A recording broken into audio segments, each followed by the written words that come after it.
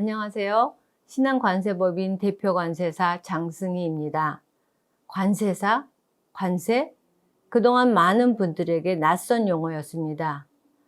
몇 주 전에 교보문고를 방문했습니다. 그런데 베스트셀러 진열대에 관세란? 이라는 책이 버젓이 진열되어 있더군요. 미국 대통령과 미국 관세 정책의 변화로 인해 전 세계 대부분의 나라에서 관세가 큰 관심, 아니 큰 걱정거리로 떠올랐기 때문입니다.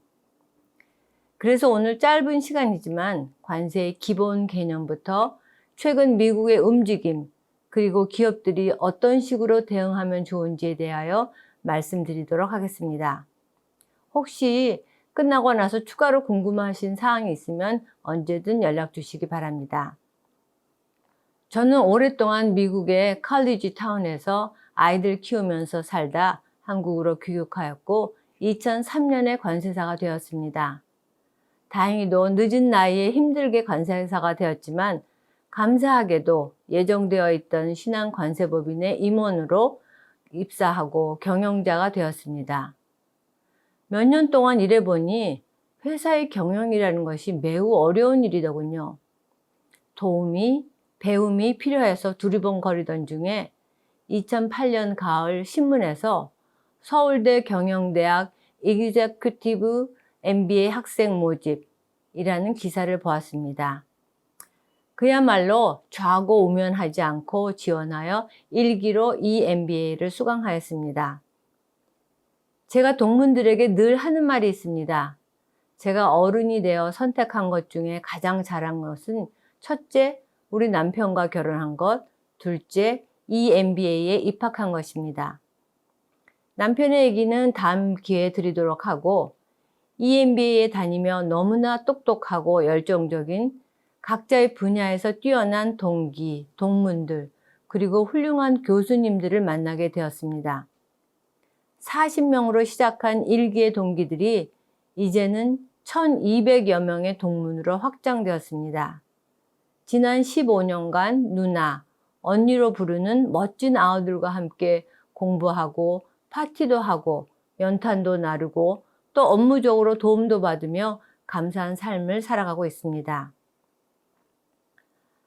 저희 신한관세법인은 1965년 설립하여 올해 60주년을 맞이하였습니다. 오래전에는 서울역 뒤편 서부역에 관세청이 위치하고 있었어요. 저희도 서울 통관사라는 이름으로 20여 년간 이곳에서 업무를 수행하였습니다. 박정희 대통령의 수출 장려 정책에 따라 한국의 경제가 급성장하기 시작한 때였죠. 저희 아버님 한 분의 관세사로 시작된 회사는 이제는 20여 명 관세사를 포함해서 80명의 직원들과 함께하는 관세법인이 되었습니다. 관세법인의 기본 업무는 기업이 수출입 무역을 하며 발전할 수 있도록 고객의 수출입 통관 신고 업무를 대행하는 것입니다. 그러나 모든 계약서 한두 장이라도 작성되기 위해서는 수십 번의 논의를 거치고 수많은 법령을 검토하고 계산기를 두들겨야 하듯이 수출입 신고 한 건을 위해서도 관세법, 대외무역법, 외국항관리법, FTA 관세법 등등 많은 법을 검토하여야 합니다. 저희 관세법인에서는 고객사가 적법하고 효율적으로 무역 업무를 수행하실 수 있도록 컨설팅을 수행하고 관세무역 관련한 다양한 자문 서비스를 제공하고 있습니다. 한국에는 본사를 포함하여 6개의 사업장을 보유하고 있고 베트남에 진출한 만여 개의 한국 기업들에게 관세무역 서비스를 제공하는 신한베트남 관세법인을 2009년에 설립하였습니다.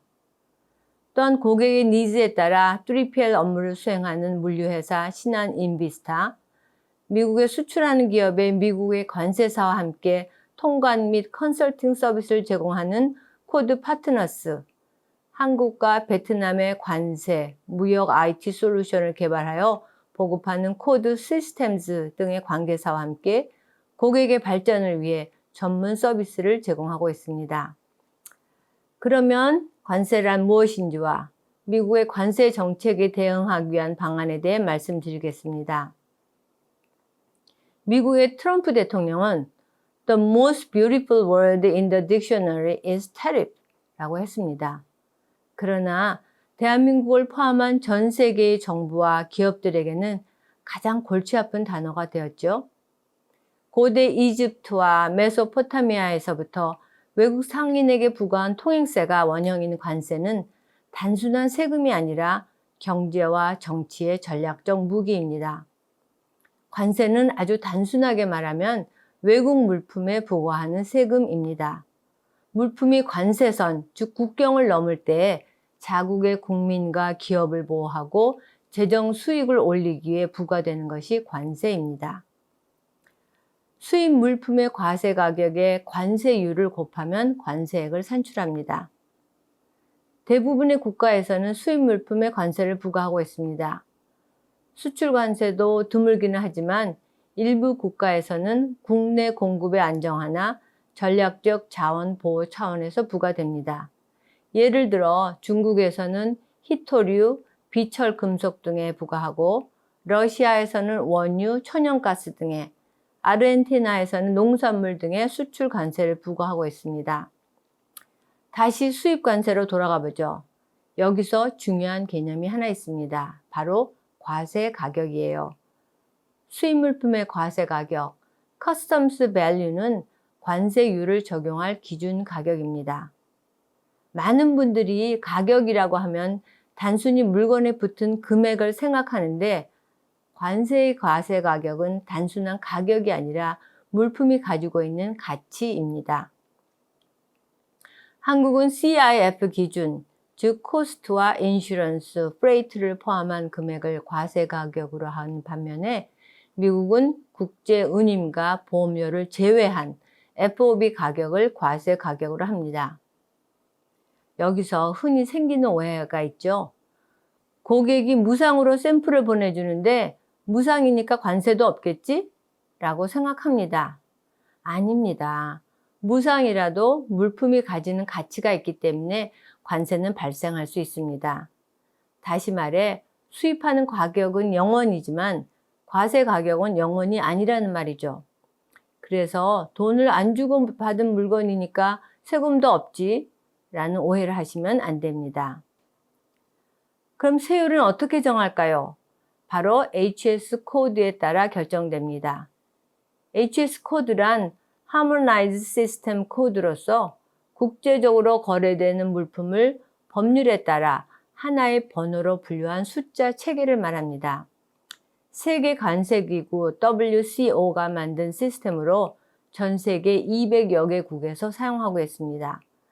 관세율은 HS 코드별로 법률로 규정되어 있고 하나의 물품은 하나의 HS 코드로 분류됩니다. 우리나라에서는 10단위의 숫자로 구분해서 관세율을 정하고 이를 HSK라고 부릅니다. 냉장고의 HS 코드를 볼까요? HSK가 8418.10-1010이죠. 여기에서 가장 앞 숫자 2단위를 류라고 하고 4단위를 호, 6단위를 소호라고 합니다. 84류에는 기계류가 분류됩니다. 이런 방식으로 류, 호, 소호로 분류 기준이 세분화되어 있습니다. 그래서 냉장고는 HSK 8418.10-1010으로 분류되고 수입할 때 이 HSK에 미리 정해져 있던 관세율 8%가 적용되는 거죠. 그러면 HS 코드는 전 세계 공통일까요? 심플하게 말하자면 반은 맞고 반은 틀립니다. HS 코드 앞에 6자리는 전 세계 공통이나 7단위 이하는 국가마다 다릅니다. 각 나라마다 세부 분류가 조금씩 다른 거죠. 한국과 미국은 10자리, 일본은 9자리, 인도는 10자리를 사용합니다. 우리나라는 HSK라고 부르고 미국은 HTS라고 부릅니다. 관세율은 세분화된 HS 코드별로 규정되어 있기 때문에 미국에서 냉장고를 수입할 때는 미국의 HS 코드를 확인해야 관세율을 알 수 있게 되죠. 원산지도 관세율에 영향을 미칩니다. 물품의 원산지란 수출인 물품이 어느 곳에서 생산, 가공, 제조되었는지를 나타내는 국가 또는 지역을 말합니다. FTA에서 말하는 특혜 원산지와 일반적인 비특혜 원산지는 그 개념이 다릅니다. FTA 원산지는 한미 FTA와 같이 개별 FTA 협정에 따른 원산지를 말하는데요. 각 FTA 협정에 따라 원산지를 인정받으면 수입국에서 관세율 혜택을 받을 수 있습니다. 반면에 일반 원산지는 소비자 보호, 관세율 적용 등의 목적으로 물품에 표시되어야 하고 통관 시 수입국에서 원산지 판정을 요구하는 경우가 있습니다. 국가별로 원산지 인정 요건이 다른데 수입국에서 관세를 부과하기 때문에 수입국의 원산지 요건이 우선적으로 적용됩니다. 복잡한 내용은 잘 모르겠고 국내에서 재료를 사와서 한국에서 만들면 한국산 아니냐고요? 그렇지 않습니다. FTA 원산지와 일반 원산지 모두 원산지 인정 요건, 즉 각 법의 원산지 결정 기준을 충족해야 한국산으로 인정받을 수 있습니다. 원산지 결정 기준을 충족하지 못하면 한국에서 만들었다고 해도, 즉 제조나 가공을 했다고 해도 한국산이 아니게 되는 거죠. 이제 최근 미국 얘기를 해보겠습니다. 트럼프 대통령이 당선되자마자 미국이 여러 가지 관세 정책을 강화하고 있습니다. 관세 전쟁이라고 해도 과언이 아닐 정도죠. 기본 관세 외에도 관세 종류가 참 많죠. 미국 관세 조치는 올해 초부터 강화되고 있으면서 또 자주 바뀌고 있습니다. 2025년 9월 말 기준으로 말씀드리지만 언제 바뀔지 모르기 때문에 계속 예의주시해야 합니다. 미국은 현재 기본 관세에다가 추가 관세를 얻는 구조입니다. 종류를 하나씩 살펴보겠습니다. 무역법 301조를 근거로 하는 보복 관세는 미국이 중국과의 무역 전쟁을 시작하면서 모든 중국산 물품에 추가적으로 부과하는 관세로 품목에 따라 7.5% 내지 25%의 관세율이 차등 적용됩니다. IEEPA는 국가 안보를 위한 국제긴급경제권한법으로 마약 원료의 주요 공급국에 대한 징벌적 관세인 통칭 펜타닐 관세와 자국 산업 보호를 위한 상호 관세가 있습니다. 펜타닐 관세는 중국과 캐나다, 멕시코에서 수입되는 물품에 부과되고 상호 관세는 수입 물품의 원산지에 따라 적용되고 있습니다. 한국산 물품에 대해서는 현재 15%의 상호 관세가 부과되고 있습니다. 무역확장법 232조는 원산지와는 상관없이 특정 품목에 대해 관세를 부과하는 개별 품목 관세입니다. 현재는 자동차 부품의 25%, 또 철강, 알루미늄, 구리 등에 대해서는 50%의 관세가 부과되고 있습니다. 품목 관세가 부과되는 품목에 대해서는 상호 관세가 중복해서 부과되지는 않습니다. 다만 철강, 알루미늄, 구리가 포함되는 파생 상품의 경우 이러한 재료의 함량에 대해서는 50%의 품목 관세를 부과하고 나머지 부분, 즉 미함량 부분에 대해서는 상호 관세만을 부과합니다. 또 가장 큰 변화 중 하나는 $800 이하의 소액 물품 면세 제도가 없어진 것입니다. 지난 8월 29일에 폐지되었습니다. 예전에는 $800 이하의 물건은 관세를 내지 않고 미국에 보낼 수 있었는데 이제는 모두 과세 대상이 되었습니다.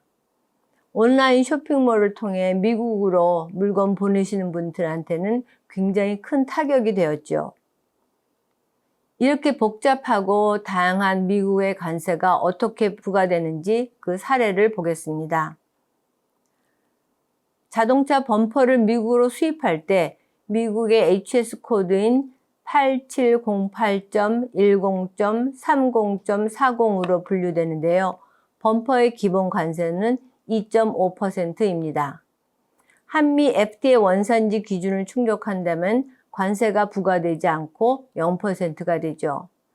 이번 미국 관세 조치가 시행되기 전까지는 이 두 가지 관세 중 하나가 부과됐으나 이제는 추가 관세가 부과됩니다. 자동차 부품에 대해 원산지와 상관없이 관세 25%가 부과되고 이러한 품목 관세가 부과되기 때문에 상호 관세는 부과되지 않습니다. 자동차 부품이 한국산이라면 관세는 여기까지 부과되는데 중국산일 경우 여기에 펜타닐 관세와 보복 관세가 추가되기 때문에 차이가 커집니다. 한국산 범퍼는 FTA 원산지 충족 여부에 따라 25% 또는 27.5%의 관세가 부과되는데 중국산 범퍼는 72.5%의 관세가 부과됩니다. 하나의 예시를 더 보겠습니다. 냉장고에는 철강과 알루미늄이 자재로 사용되기 때문에 미국에서 철강 및 알루미늄 상품의 파생 상품으로 분류되는 HS 코드에 분류됩니다. 냉장고는 기본 관세가 0%로 기존에는 관세를 내지 않고 미국 수입이 가능했습니다. 이제는 냉장고의 철강과 알루미늄의 가치 함량에 대해서는 관세 50%가 되고 그 외의 부분에 대해서는 국가별 상호 관세가 부과됩니다. 한국산인 경우 미 함량 부분에 대해 15% 관세가 부과되겠군요. 중국산 물품에 대한 상호 관세는 현재 10%가 부과되지만 11월 10일부터는 34%로 상향됩니다. 지금은 34%의 상호 관세 부과의 유예 기간이기 때문이죠. 중국산은 여기에 펜타닐 관세, 보복 관세가 또 추가로 부과됩니다. 이번 관세 조치로 HS 코드와 원산지에 따라 관세 차이가 커졌고 관세는 과세 가격의 관세율을 곱해서 계산되다 보니 관세액 차이는 더욱 커지게 됩니다. 조치 이전과 비교해보면 우리 기업들이 가격 경쟁력을 유지하기 점점 어려워지고 있습니다. 그럼 기업들은 어떻게 대응해야 할까요? 크게 세 가지 방법이 있습니다. 첫 번째 방법은 폴세일 룰 활용입니다. 사례를 보면 금호 타이어가 미국 관세 부담을 줄이기 위해 선택한 방법인데요. 베트남에 있는 금호 타이어 법인에서 한국 본사로 물품을 판매합니다. 그리고 본사가 다시 미국에 재판매하는, 수출하는 식입니다. 이러한 거래 구조를 연속 판매라고 하는데요. 예를 들어 베트남 법인이 한국 본사에 $100에 팔고 한국 본사가 중간상이 되면서 일정 마진을 붙여 미국에 $120에 팔았다면 보통은 $120 기준으로 관세가 붙습니다. 그런데 폴세일 룰을 적용하면 베트남에서 한국으로 판매한 $100로 관세가 정해질 수가 있습니다. 쉽게 말하면 미국 수입자가 최종적으로 물건을 사오는 가격 말고 그 앞단계 거래 가격을 기준으로 관세를 계산할 수 있는 방법입니다. 이에 대해 입증을 잘하면 관세의 절감 효과가 상당합니다. 두 번째는 원산지 판정입니다. 특정 국가에 대해 부과하는 상호 관세, 보복 관세 등은 물품의 수출국이 아닌 원산지를 기준으로 부과됩니다. 우리나라에서 미국으로 수출했어도 물품의 원산지가 중국으로 판단된다면 중국에 부과되는 관세가 부과되는 것이죠. 미국 법령상 별도의 비특혜 원산지 기준, 즉 일반 원산지 기준을 규정하고 있지 않은 경우 미 법원은 실질적 변형 기준에 따라 원산지를 판단합니다. 정량적인 기준이 있지 않다 보니 개별 물품에 대한 구체적인 원산지 기준은 미 법원의 판례와 관세청의 결정 사례들을 참고해서 케이스 바이 케이스로 결정이 됩니다. 실질적 변형 여부를 판단할 때는 물품의 특성, 제조 공정 등 여러 요인을 복합적으로 고려하게 됩니다. 세 번째는 품목 분류입니다. 원산지 판정이 특정 국가에 부과되는 관세 때문에 중요했다면 특정 물품에 부과되는 관세는 품목 분류, 즉 HS 코드에 따라 부과 여부가 결정됩니다. 관세 조치 대상 여부는 한국 HS 코드 체계인 HSK가 아닌 미국의 HTS에 따라 결정되기 때문에 HSK와 HTS를 연계하는 것이 매우 중요합니다.